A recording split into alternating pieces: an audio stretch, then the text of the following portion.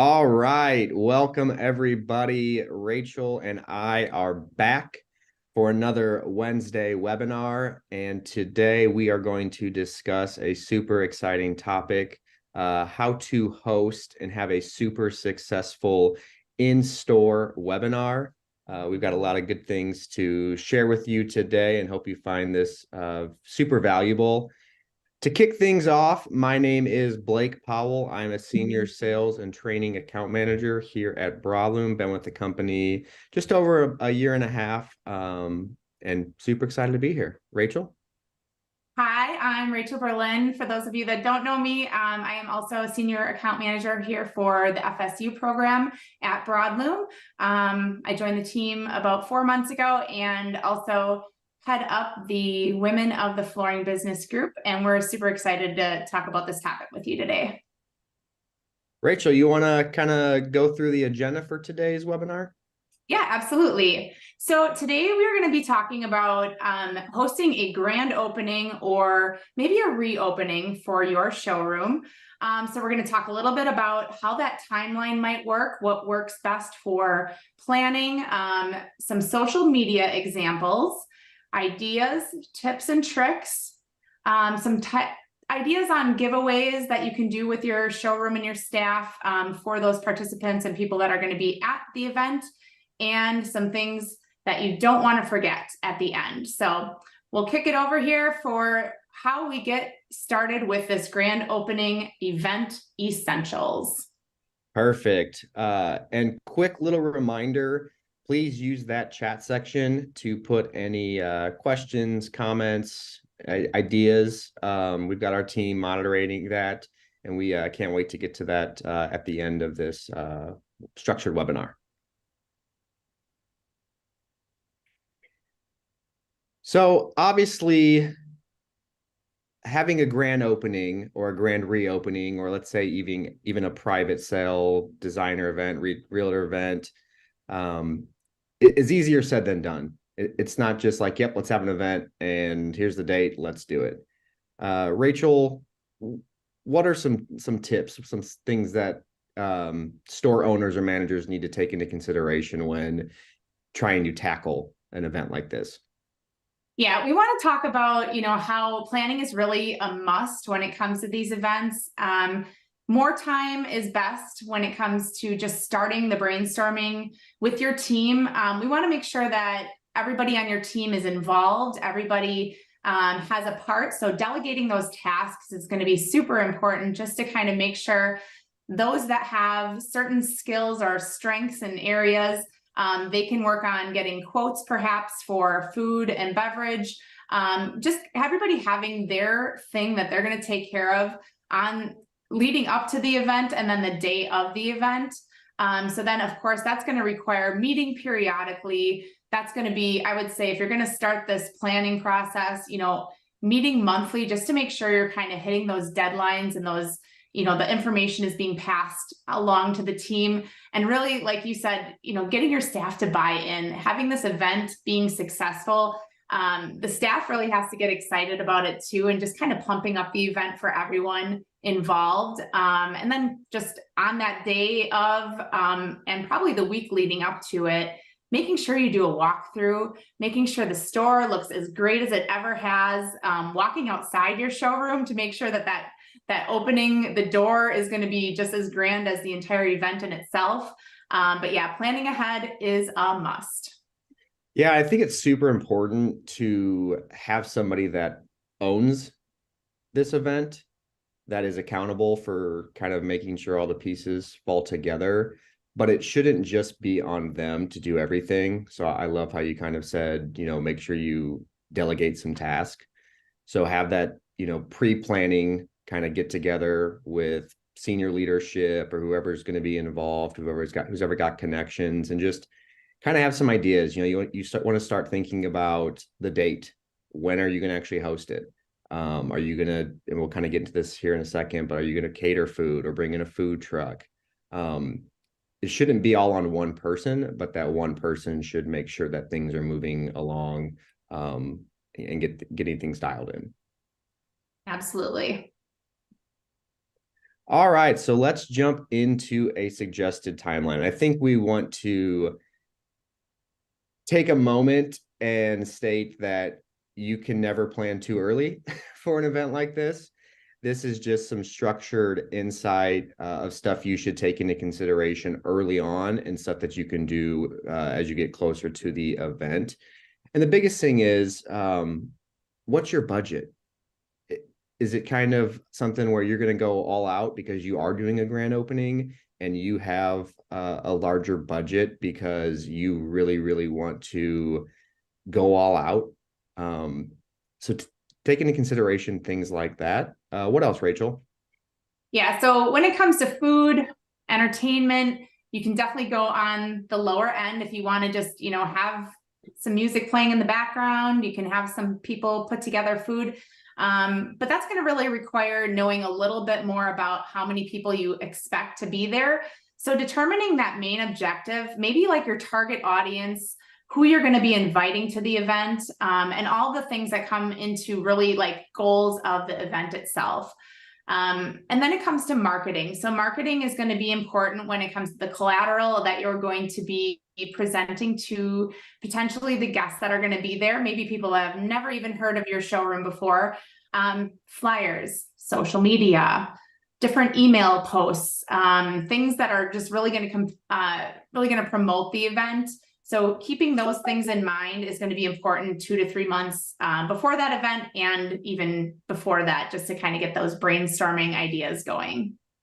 Yeah, and I love the objective or goals part. That's super important. Are you going to have a sale or a promotion? Is that the focus of the event? Or when we did a grand opening or a grand reopening, my biggest goal was just getting people through the door.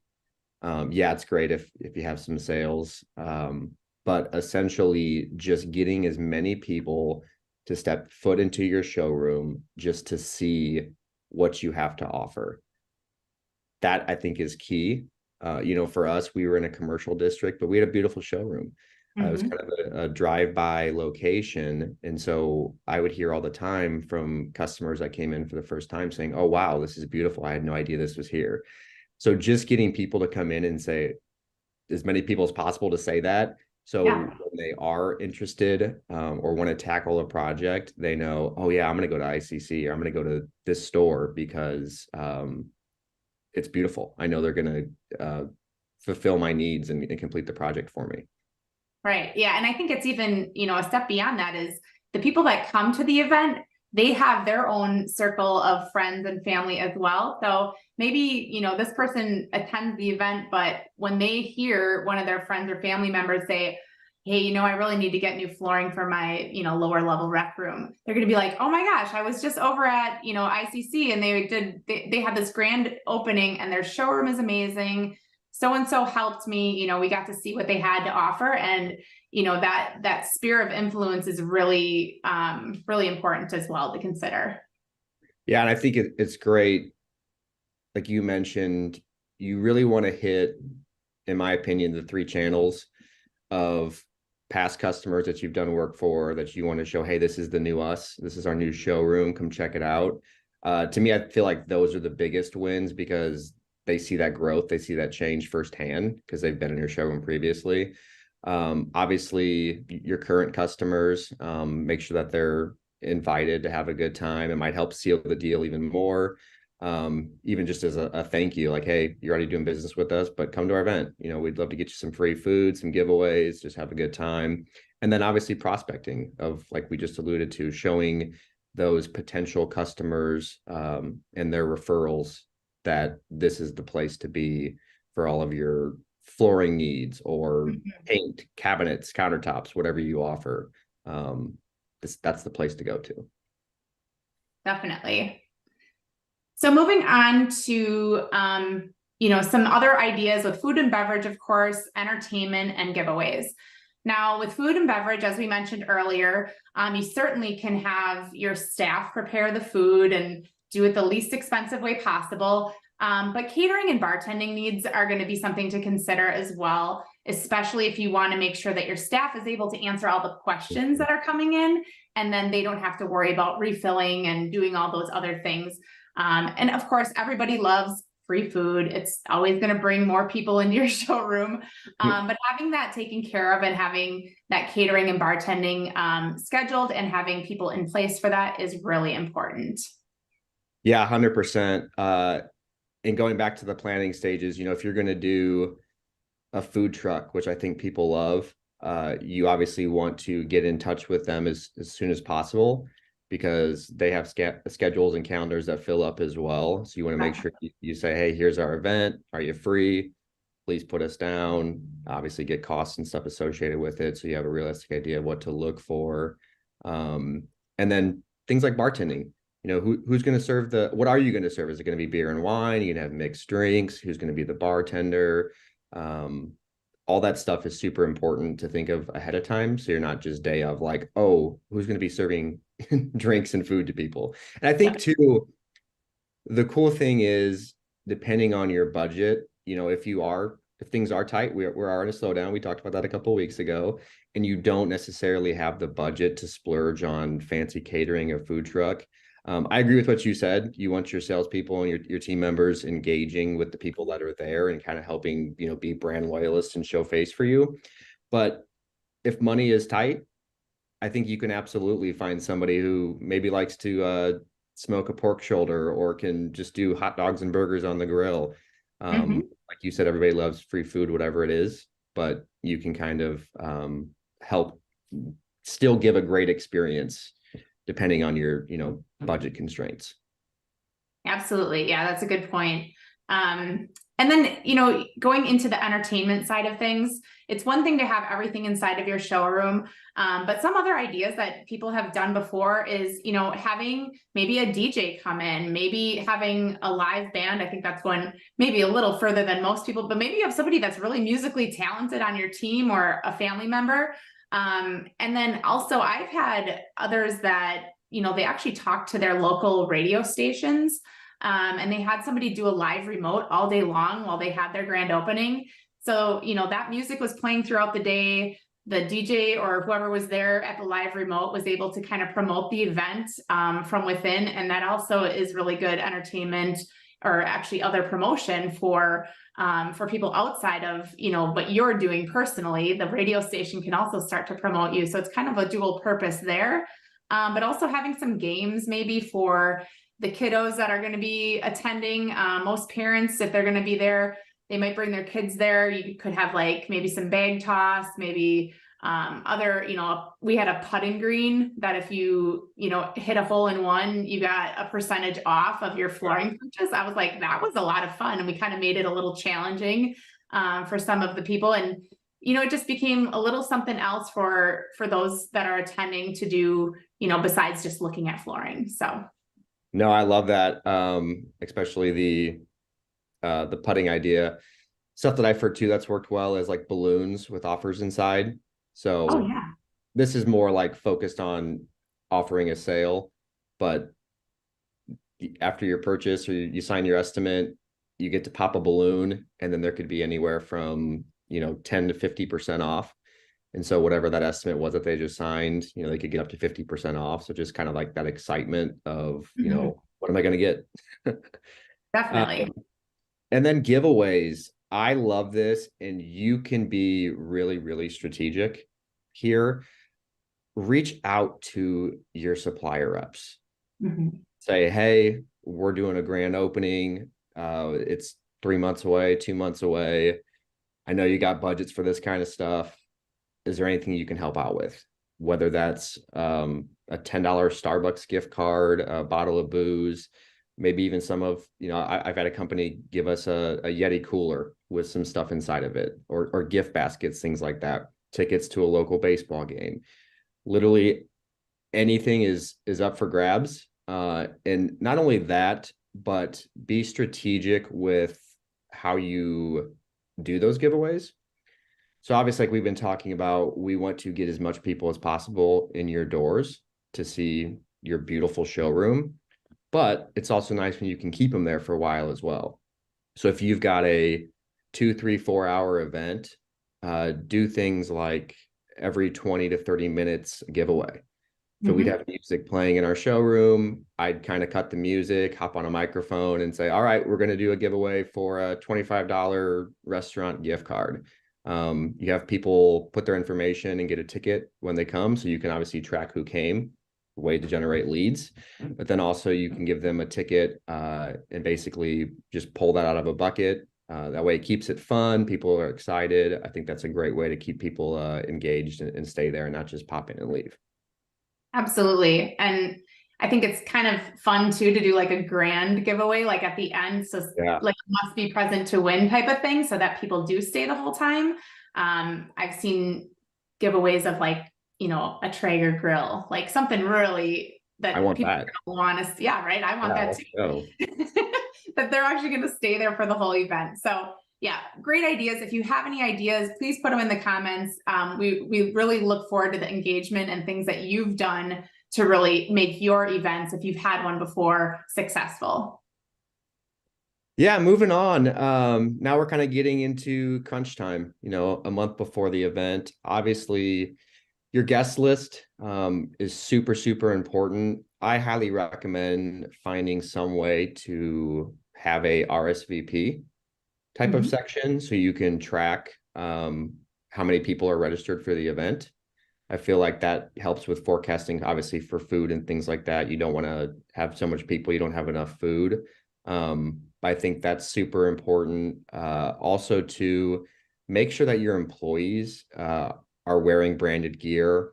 I love the little plastic magnet name badges. So make sure that you've got those with your logo on it, with their names, so that the guests that do come know that your salespeople aren't just other guests. They're actually representatives of your company and thus can ask questions if they have them, just kind of engage with them, just leads to a better overall experience. Yeah, even to the point of I've seen some companies, they all wear like a bright green shirt or something that's differentiating them from the guests just visually. And then also, if you are going to be having your sales reps attend the event, you could maybe even ask them if they would do a demonstration and in your showroom. Maybe they want to do something specifically in their section of flooring that would be, pertinent to the guests that are attending. And then also, you may want to invite special guests such as the mayor. You might want to have the Chamber of Commerce. You may have, maybe the Home Builders Association members. Some of those special guests can actually be a really good promotional way to get the word out besides, again, just your own individual attributes. So the way, to go ahead and invite those special guests, get those people on the list ahead of time and ask them if there's any way that they can help you out to promote the event as well. No, I love that.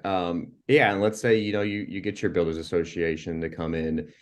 That just helps set the groundwork for the next event. Like, hey, you saw what kind of event we can throw for a grand opening. Let us host the next builders association event. Mhm. So I love that. Now, getting into logistics, this is some fun things to take into consideration. Obviously, if you have a lot of people come to your event, where are they going to park? If you're going to have a food truck, you're probably going to have to block out an area of your parking lot. I love getting those kind of like plastic gates to kind of make like a nice little outdoor section with the food truck, tables, beverages, things like that. But obviously, that takes away parking spots. So really think through, okay, if we have 100, 200 plus people come, where are they going to park? Are you going to have tables and chairs? I recommend the stand-up tables. So there's always, you might need to move some displays around in the showroom, but make sure you get a decent amount of tables that you can put up the evening or day of the event, just so people have a place to set their food and their drinks and can kind of mingle. And the cool thing is, like, to keep in mind, we're trying to give framework for success. So especially for dealers who have never ran an event like this and can kind of be a little nerve wracking, we want to take away some of that nervousness and help set you up for a pretty awesome event. But keep in mind, especially with your first one, you're going to learn a lot. You're not going to catch everything. So make sure you really take note of, oh, this would have been really good to have, or we put all the tables in this section and everybody gathered over here. All that stuff is super valuable for that next event. So you can keep dialing it in and having rock star events. Absolutely. So getting into the timeline of 1 to 2 weeks before the event, having that detailed timeline is going to be important to just make sure, again, you're communicating this to your team, to your vendors, any volunteers that are coming in. A lot of times your family wants to help with this kind of stuff too. I would say the more the merrier. Have them come in, have them help out, but give them a job, give them something that they need to do, not that they're constantly asking you, hey, what do you need? What do you need? Give them a purpose so that they're all, doing the thing that they need to do. And also making sure if some can't be there for the entire event, maybe you have them working a shift. They're working the morning shift, that they set up everything. Some have, you always have to clean up afterwards. So who's going to be on the cleanup side of things? And like I said, just make sure you're communicating this pretty clearly all the way up to the event to everyone that's involved. Yeah. And letting people know that obviously as much of time in advance will allow for, like you said, salespeople that might have the day off, hopefully they don't have any personal commitments. They can block that off to be there. Things to take into consideration. Are you going to close down a little bit early? So you're going to want to communicate that to your customers that like, hey, we're going to close down at, 3 or 4 today instead of 6 or 7. But please come to the event. Yes. we'll have salespeople there. Or hey, if you come in, we'll still help you out, but we're going to be having an event going on. So just wanted to set that expectation. Just making sure everybody's aligned, everybody's got it on their calendar, everybody's set up for success to have just a pretty incredible event. So then getting to the big day of the event. Now, this is the day that everybody is excited about, of course. So before everything starts, you want to make sure you do a walkthrough and just make sure all those details are in place. Any last minute, changes can happen and adjustments before the actual event starts. I would even recommend to do this the night before or the, day before, of course. Just make sure that like everything that what you're seeing as the people are walking through your showroom doors are what you want them to see. So things are set up. There's a good amount of tables and chairs. Nothing is really impeding on walkways that shouldn't be. And that you have, everything kind of checked off the list. But if something does happen, of course it will, just like any event. I think this is the whole, anybody that's gotten married, they always say like, if something doesn't happen, nobody's going to know it but you. Yeah. That's kind of where this falls in. Like, it's probably okay. Don't freak out. You're going to be fine. Just make sure everything is figure outable. So communicate with your team. If somebody needs to make a last minute run to the grocery store, it's always possible. So do that walkthrough, keep everybody on the same page and get everybody pumped up for the start of the event.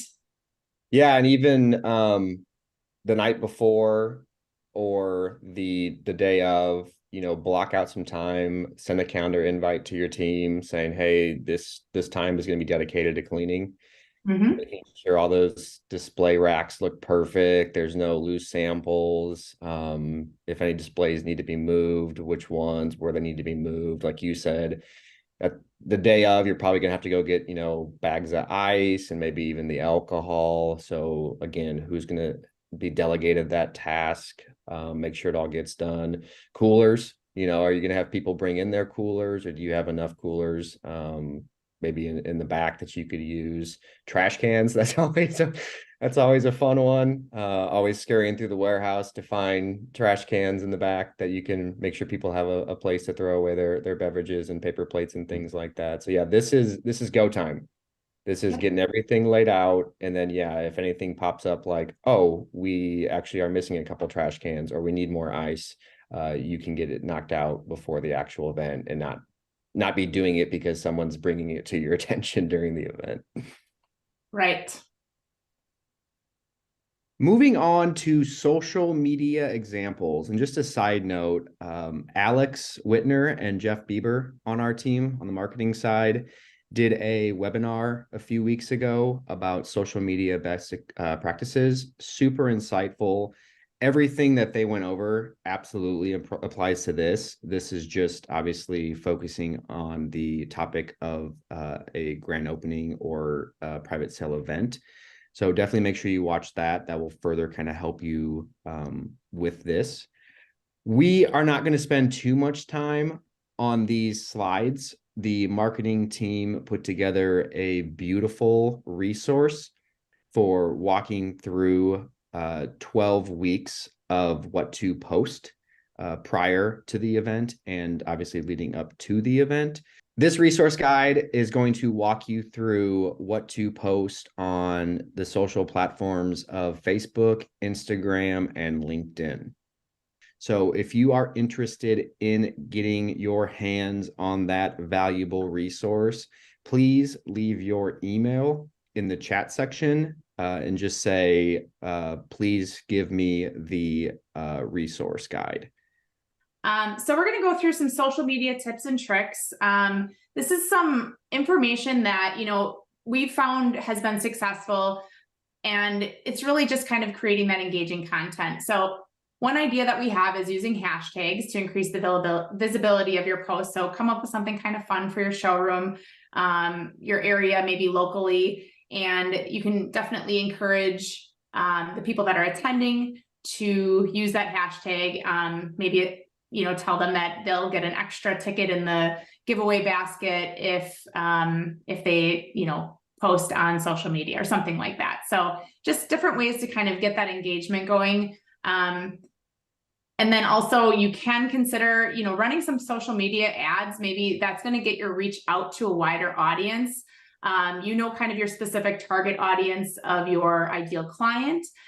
So you can, definitely get those demographics out there, but also make sure that you are having your sales staff and your team share all of your social media on their own personal pages. We all know that our business pages only reach so much. So having your team use your personal page to promote is going to get that information out even further, and hopefully you can get even more attendance and visibility. Yeah, and you're taking the time to put out all this great content. So yeah, absolutely. Again, going back to the budget, if the budget allows for it, create some nice ads that using the ad copy you created to further boost awareness for individuals in the area interested in DIY, just moved, things like that. Again, we're trying to mass blanket this from a marketing approach to get as many people through the door as possible to see your amazing new showroom. Also, you want to, and this is kind of, it's funny, a lot of this is reminiscent of Jeff Bieber and Alex Whitner's social media best practices. So if you haven't watched that, definitely take some time to watch that as well. A little plug for those guys. But make sure you're monitoring, responding. This is social media 101. Yeah, you put the content out there. It's kind of, I won't say pointless, but you're not getting as much value if you're not actually monitoring, who's liking, inviting them to like your page, who's commenting on the post, especially if they've got questions about the event. If you do have an RSVP page and they're asking questions about the event, you can redirect them to that page, get them to sign up. And, I know people have their opinions on influencers, but if you have local people that you trust and kind of meet the needs of meet the values of your brand, definitely talk about a promotion with them so that you can leverage their following and have them put out content that will, again, allow you to reach a much larger audience by taking advantage of their social channels. That actually gave me just something popped into my head. Maybe you have a local baseball team or maybe a sports team. Maybe the mascot can show up. Like little things like that can actually help promote your store and your event. I think sometimes the local DJ is the influencer in the area. Those people can actually have a pretty big following. And if they're going to help you out and promote your event, go ahead and, make sure that you're taking advantage of anything that's given to you. Who's ever closest to Savannah, you can partner with the Savannah Bananas. Oh my gosh, they're great. Get like a piece of hardwood or something and have them bat with that as a promotional item. I want to see that. That'd be pretty amazing. Would that be the Heats, maybe? Yeah, I think I Doug Keith could pull that off. think so. Come on, Doug, figure it out. One other thing that I did want to mention is we have seen photo booths done where you actually put your logo on a backdrop behind, the photo area, and they can maybe you partner up with, we didn't even talk about like partnering up with like the Humane Society or Yes. maybe rescue. Some people are doing that where they're kind of doubling up their efforts, and you could have, I mean, what better way to get photos is to have a puppy in the picture. So maybe it's, your logo, the Humane Society or the local rescue on that backdrop, take photos, maybe bring some cool props in. I mean, that's that kind of stuff that people and kids love to do. And that way they can help to promote that on their social as well. So great way to just kind of keep the fun going. Maybe a photographer, videographer could kind of put some things together for you at, throughout the event. Just getting a lot of pictures and videos can be really helpful to continue to promote the event even afterwards.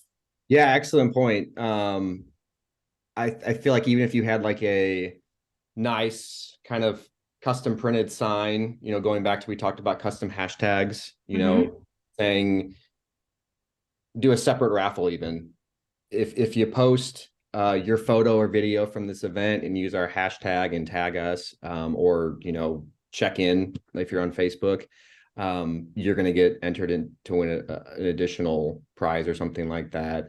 And then even on top of that, again, going back to your budget, seeing if you could get a local photographer or even videographer come in and take really nice professional photos and videos, and then do a nice editing afterwards to basically put that on your social channels as well as a nice recap. Basically, create post FOMO, I guess. If you have another event, you could use that video to be like, oh my gosh, that event was off the charts. Like, there's no way I can miss this next event. So it all comes full circle. Absolutely. So now getting into some giveaway ideas.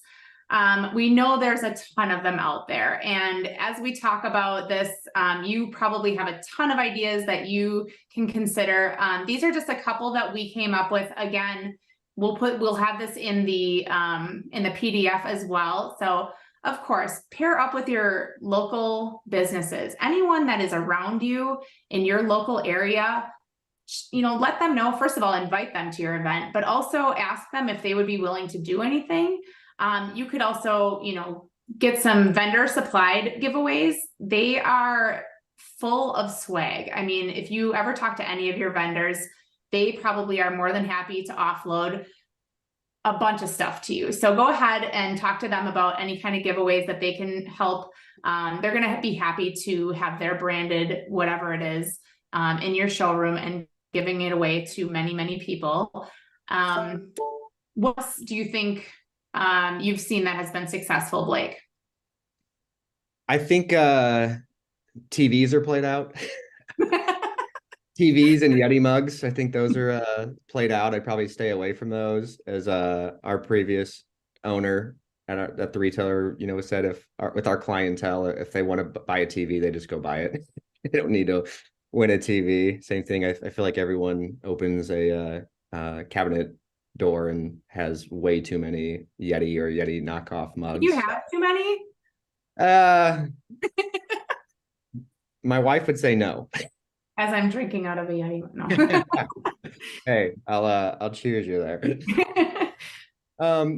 It really comes back to, again, this is some good things to kind of get you in the right direction. But as Rachel alluded to, having those conversations, you'll be surprised at the end of the day what you're able to just kind of pull together from local companies, especially supplier reps. I can't stress that enough. Not only do they have budgets for it, but they've got just a slew of, like Rachel said, swag. So just hit it early, see what you can compile. A lot of stuff you can get 3-4 months in advance. it's not like it's going to go bad. So as you get closer to the event, you can kind of like really take inventory and be like, oh wow. I mean, we got so much stuff for our grand opening that we were like having to put stuff together. Like, okay, we're gonna put these 4 gift cards together and make a nice little like take your Yes. wife on a date, type basket. Yes, exactly. Our own gift baskets. But there's some great stuff here. And again, going back to budget, you can be strategic, a flooring makeover, obviously there's some fine print there, but that may be just you taking a little hit to your profit margin, not really coming out of pocket. So again, you can be strategic on what the budget allows, but really, really use your channels first to see what you can come up with. And then you'll naturally figure out like, okay, this is going to be the first gift we do. It's a $10 gift card. This is going to be like Rachel said, grand finale, $300 Yeti cooler with 5 bottles of booze and you name it. It'll all come together. Mm-hmm. Yeah, and I think too, it's great to promote some of the things that you already are doing that are free. So if you are offering free design service already, why not make a coupon for it? You're not losing any money. You can get into more homes. Some clientele have no idea that you have designers on your staff. So this is a great way to promote that, but also to have them take something with them that they're actually getting some value, and they can use that, design service at their discretion. And then also, the exclusive discounts for all attendees. I love One that. thing that I've seen that's been really successful is to actually, I don't want to say take them off the market, but if you have somebody that actually gets an appointment set on a schedule, maybe for a measure the coming week after the event or the next couple weeks, give them an exclusive discount or an exclusive offer for doing so. And maybe they even have their flooring picked out, but you haven't done the measure. Tell them for $150, we'll go ahead and secure this for you, and we'll give you the discount, even though we're not doing the measure for a couple weeks. That way you're taking them off of the market per se, and you can also apply that $150 right back to their purchase. It's just a way to kind of get them to buy in without walking out your door without any kind of, form fill, and they're interested, but they haven't actually like made the purchase. So getting a way to just kind of take them off the market is never a bad thing. Yeah, 100%. And kind of along that lines, I love the coupon for an area rug as well. Let's face it, I think everyone's got quite a surplus of remnants in their back warehouse. So, and that's essentially free. You've basically paid for that. Allow whoever wins that to just make their choice, cut it down to the size they want. And then you're just paying for binding if you don't do that in-house. But that's a great add-on. You might not be actively in the market for a flooring remodel, but who doesn't like a nice free rug that they can easily put down and be reminded of your business daily? Absolutely. All right. So wrapping it up, we want to make sure every person that walks in the door is going to fill out either a raffle ticket or some sort of form fill that that they walked in your door. We don't want to have them walk in and walk out without gathering any of their contact information, because of course we're going to use this for promotions later. We're going to use this for our contacts, maybe an email, to keep in touch with them, because that is the best thing that you can do, is to continually market to those attendees. So kind of just giving everything, kind of wrapping the whole event in a bow is just, you want to make sure that you invite, those vendor reps. We get all your postcards and handouts given away to the people that are locally. So we are inviting them, inviting your Chamber of Commerce, local radio station. We didn't even talk about renting a large tent. It's probably a good idea, no matter what, wherever you live, if you're doing an event in the summertime or anytime really, to have a tent set up. It's going to be sunny. You don't want everybody to be sitting in the hot sun, but maybe it's raining that day. Just make sure that you have a backup plan for something like that. And it also can really help to visually show that you're having an event at your showroom. If somebody's just walking, driving by, walking by, they're gonna be like, what's going on over there? So a tent is always a good idea. Having those games for kids to play, and then post those prize winners on your social media. Yeah, and I think just to wrap this up, just have fun with it. You've put a lot of work into, typically if you're having a grand opening, you've done a massive showroom remodel. You've either added on or kind of updated your current setting. And a lot of times that means, moving displays, putting in new flooring, bringing in new displays, depending on your partnerships. It's a lot of work. It's not easy. And so have fun with it. Make sure you also kind of use it to allow your salespeople or other employees to have fun too. Just kind of allow them to have a party. Obviously, they got to be responsible. Don't want to get out of hand, but it is kind of a reward for their hard work as well. And really check out your competition. One that comes to mind is Comfort Flooring, who is right near me. They are ironically doing a grand opening today. And I've been following them on social media, and they've had nice newsletters coming out. They've done a daily countdown, really hyping up the event. And I'm super excited to go there in a few hours and see the turnout, but also celebrate with them and have fun. So you can see what other people are doing. And again, hopefully you learned something today from us. If you have any questions, we're more than available to have conversations. We'll get you that social media guide. And we know a slew of dealers throughout the country who have done a grand opening, grand reopening, private sale event. If you want to talk to somebody and learn from their experiences, please get in touch with us, and we'll absolutely open that door for you to have a conversation with them. All right. Well, with that, we will open it up to Q&A. So if you have any questions for us, please go ahead and unmute, and we will get to those questions. And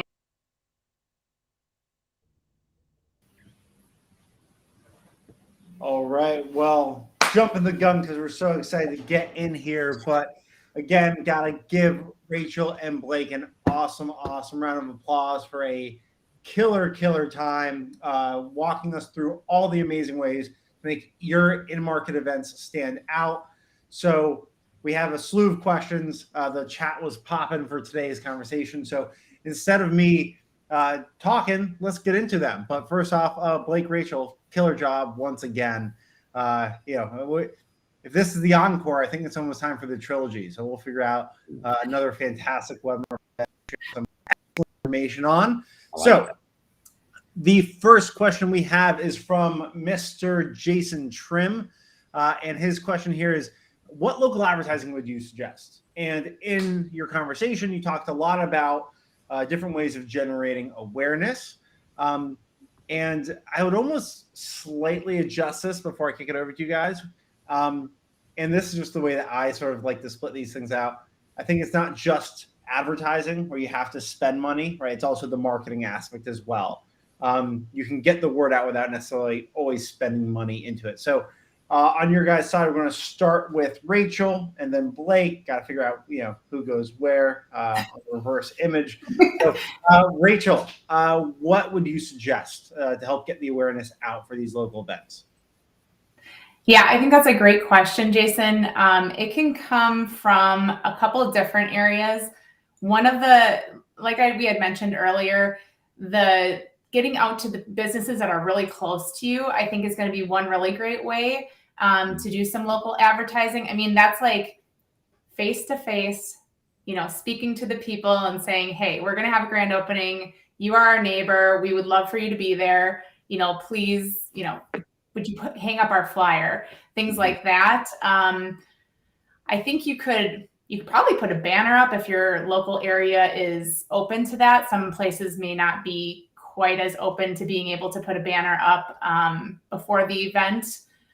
Trying to think of anything else. I'm gonna default to Blake, see if he has any other ideas locally, what would work out. Yeah, you kind of stole mine. I think just getting in local businesses, I think that's clutch.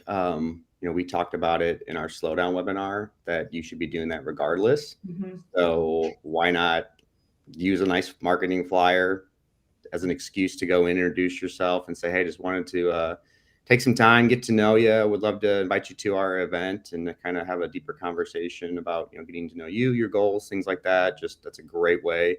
Again, have them put the flyer up or push it themselves. You could do, I think people have their differing views on radio, but Mhm. it works for some people. So you could talk about having, the local radio station. I think we talked about it in the webinar. Rachel, you brought that up, but just, have them promoting the event as well. Yeah, Yeah, and also Ben Henwood, perfect. I was just going to say your local BNI networking groups, even your Chamber of Commerce, if you ask them, typically they will do free advertising for you. Like the chamber will put something out for you, and it's usually like in a newsletter or something to that effect. But yeah, your local BNI, I would just say, ask them to share the event as much as possible. And that's a whole other, 250 plus people probably in their own networks that they know. So use your networking connections for other local advertising. That's a very low cost. and I think for a full and totally complete answer, everyone awareness during a slowdown. Last webinar that y'all did talked about getting awareness in Facebook groups, right? Pounding the pavement. I think at boot camp, Jason Goldberg talked about, or maybe it was Brian Elias. If you go door to door and hand out flyers, 1 in 20 people will actually need new floors, right? And there's just these old school tactics that digital are sort of obscured and no one's doing it, and it's a great way to stick out. These are always help drum up local advertising. And based on the guide that Blake and Rachel walked us through, Jason, start early, right? The earlier that you start, the more opportunity you have to build, and you don't have to do it all in one day. Mm-hmm. Doing it a couple months out, it's a nice slow build up to the actual event. So I think a mix of all these are excellent suggestions and recommendations as well. But again, we got a lot of questions, so we're going to try to keep this thing rolling because we're going 50 minutes. The next one is from probably our most attended individual for all webinars, Mr. Buckles. And he says, so this is more of a comment than a question, but I think it was a good way for us to pivot it. Critical to pick a date. There's no conflicting local event, sports, graduations, etc. Totally agree. And I'd almost take that one step further, right? Maybe start to build it into that graduation weekend celebration for the local community at person's flooring store, right? In ways, maybe not the Super Bowl, but if you're in a big college town, right, and they're in a bowl game or something, pre-bowl day bash, right? There are ways for you to do it. Do it on that weekend when there's a lot of hype and excitement in the market. We're going to flip it a little bit here. Blake, what has your experience been if there is a local, in-market event that's bringing a lot of people there? How do you try to leverage that traffic and interest into your event? Yeah, I think it's how you want to play it. First off, I think it's the date needs to be like making sure it works internally. If your sales manager's getting married or has got a vacation already set, obviously that's not going to work. So you want to make sure that date works for everybody internally to get the thing going and have success. But then absolutely, I mean, I like your take where you could kind of play off that, or, if there is something major that is going to pull a lot of the local community kind of away from any other events. Like for instance, Dave Matthews is in town. Like, you want to make sure, I know Jeff would want to go to that, not go to the event. You want to make sure that you don't schedule that weekend. So I think that's an excellent comment. Minus Dave Matthews. Rachel, what do you think? No, I was going to say, if your showroom is located in a nice like downtown area where an event is happening, that might be, a nice walk by type of thing too. Yeah. I mean, it's hard to say when people are coming from out of town, typically they may not be interested in a flooring purchase at that time, but it might pique their interest and it might also create some additional awareness. So it can be good and it can be bad, but like you said, just getting it out there ahead of time so that the date is set and your team is there. That's really the best thing. So you can make a successful event. And even going off of what Ben said about, local BNI, local groups, when we talked about referral business, people also brought up an organization called LaTip. One retailer actually told me after we went through that webinar, probably about a month ago now, that they got together with those local groups, and they were all sort of on this Main Street area, and they were able to convince the Chamber of Commerce to turn it into like a sidewalk sale type of thing. So it was like everyone coming together saying, this is a great thing. The company or the town bought into it, helped provide some assets and advertising. You're strong together, right? Mhm. All you individual store owners, right? You're the community. So Yep. make your Chamber of Commerce work for you. Have them put their, your tax dollars, which they're using to bring awareness to these things in town, have them work on your behalf. So I thought that was a really clever way to do that. I love that. Definitely. Business without actually having to put up your own capital, as Blake mentioned. Mhm. Oh, right. We have the carpet shop up next. What is the best way, realtors?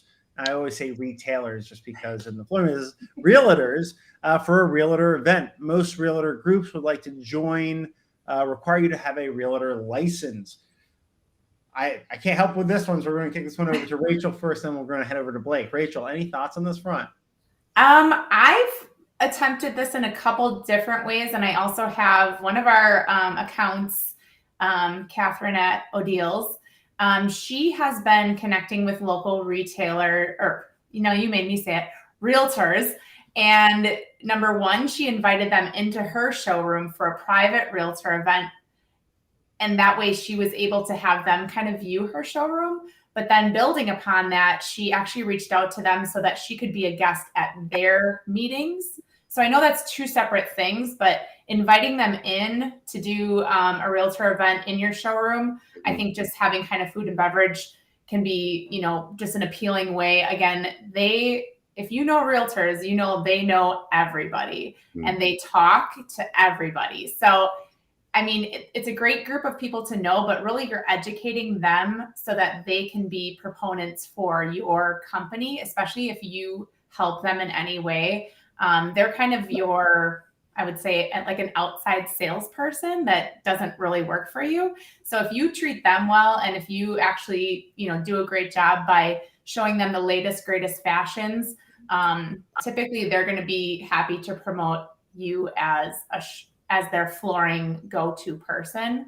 I'm not sure about the realtor license. I guess that's something beyond my knowledge. I would ask Blake if he has any other information on that.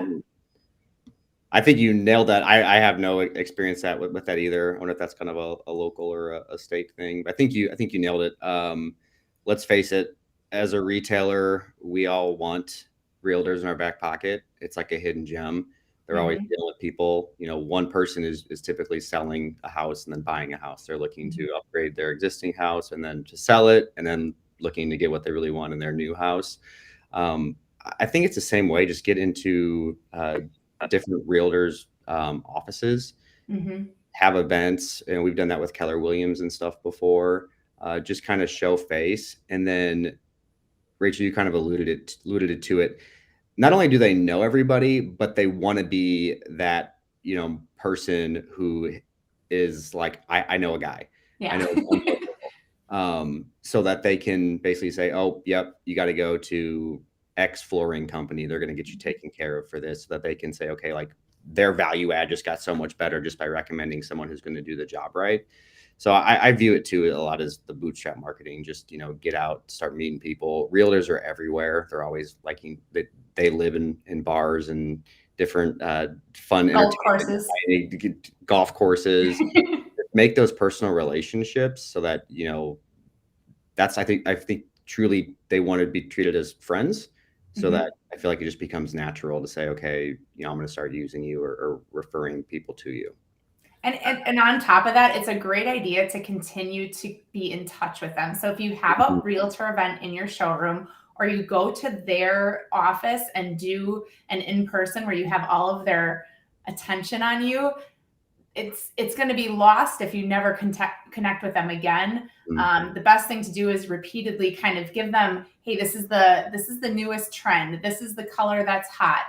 this is how you Yeah. maybe can figure out how to know how much carpet you need, or how an average price point of, carpeting in a bedroom installed. Those are like bits and pieces of information that are like gold for them, because that makes them look a little bit better in front of their client. Yep. So just keep in touch with those realtors. I think that's a seed that will provide a lot of great business in the future if you continue to feed it. Mm-hmm. Yep, and then we also have Ben Henwood jumping in here, where Neuroson has a CEU event that they do for designers, and that they're going to do a wine and learn event upcoming. So Yes. this is another great idea. And I think when we're talking about realtors and sort of the larger spectrum, it's anyone sort of in the home, has contracts in the home, makes recommendations for the home. Because when you guys are mentioning this, I'm thinking, okay, interior designers too. Yes. Invite them in. There's actually, and I don't want to give away who they are, but there's one retailer, realtor, retailer in Nashville. As everyone knows, Nashville's blown up recently. And they found a realtor who specialized in Airbnbs, selling them. And they were the first person in every single Airbnb that this one person was flipping, because the first thing that they do is replace the floors and put in, a nice, and that was a whole line of business that was fueling their growth. So literally come from anywhere. Keep your ears and eyes open. I think that, those are really great recommendations. And also thank you, Ben, always giving us some good insights and nuggets during these webinars as well. All right, next question up, back to Mr. Trim. So what website or what platforms outside of social media? I think we sort of hit this a little bit. Living in a more rural area, social media doesn't reach as many people. So again, I firmly believe, especially when everyone is going heavy digital, the people that are doing the traditional, the old school, the pounding the pavement, handing out, whether it's business cards, flyering on cars. I'm a War of a Million paper cup sort of person. I'm sure there's even more efficient ways to do that. But just specifically to what Jason's asking, I do think you guys hit little bits there. Would you say, between the two of you, it's mostly a mix of networking and some more, pounding the pavement type of tactics, or would you guys lean more on digital? So I'm trying to pivot this question a little bit. And we'll start with Blake on this one. I think it's a good mix. I think you're absolutely right. I think people get too caught up on like just a digital strategy for their success. I think that's just a nice merriment to doing all the stuff traditional. Granted, there's a lot of stuff you can do, but finding what's working for you and tracking that, so you can understand, where you're getting your leads from, or what's working and not working to make further adjustments. But yeah, I think it's both pretty heavy. Nothing beats bootstrap marketing for sure. Yeah. As much as we're a digital company, I mean, we love all the digital marketing. You can put money behind it. I would say, do the combination of both. And if you're going to do mailers, maybe put a QR code on there so that that that's where somebody, they actually did scan the QR code to RSVP. Maybe some other ways. I believe there's something called Every Door Direct that you can actually kind of geofence or pinpoint an area that you want to send out mailers. I know for myself, the only thing I get in the mail is like bills, and not really, right now it's not political stuff, but bills and not that many mailers. So it is something that can stand out. But yeah, it's really just that combination of both is going to be your kind of happy medium. Because social media, like you see, the algorithms don't always work in your favor unless you're putting a ton of money behind it. And I don't know that you necessarily need to do that for something local like this. I literally just had a light bulb go off while we're having this conversation, and I can't remember how far back we talked about it, because at a certain point, all these webinars start to mesh together. It's not social media, but it's your tech stack. So Jason, what can you do outside of social media? Look at your pipeline, right? Pull up the last year, 2 years, jobs that you weren't able to close, opportunities that maybe weren't the right time. prospects that you still haven't been able to get in contact with. Bulk upload those, shoot them an email. Hey, it's Jason. Want to see if you're still interested in this or if we could help you out on this. And that's just a great way. A lot of people just always are looking outward, and they forget there's hundreds, if not thousands, of people that you've already talked to. You've already signed up. Maybe the timing wasn't right. Maybe something came up and they had to focus on something else. There's a lot of gold built into your CRM, which is retail lead management for us. I know some people said they've cleaned up their CRM and found tens of thousands of dollars worth of deals just doing reach there. So, Jason, sometimes just looking internally, pull up your dealer HQ, pull up your RLM, scrub through it, and I guarantee there's some gold that you can find there as well. All right, we are already over 2 o'clock, so we're going to wrap this thing up with one more question. And this one came again from the Carpet Shop. So, do you still market social media for private events? I would say absolutely, right? I want to say people there as possible unless there's a hard cap, but you guys are the pros. We're going to end this one with Rachel starting us off and then Mr. Blake. Rachel, what are your thoughts here? Absolutely. Boom. Hey, you definitely want to be on social media. I guess it's how private is the wit of soul. Yeah. So people just show us there. And right, period. No, I think the whole point is like put it on your company page, but the people in your company need to put it on their personal pages.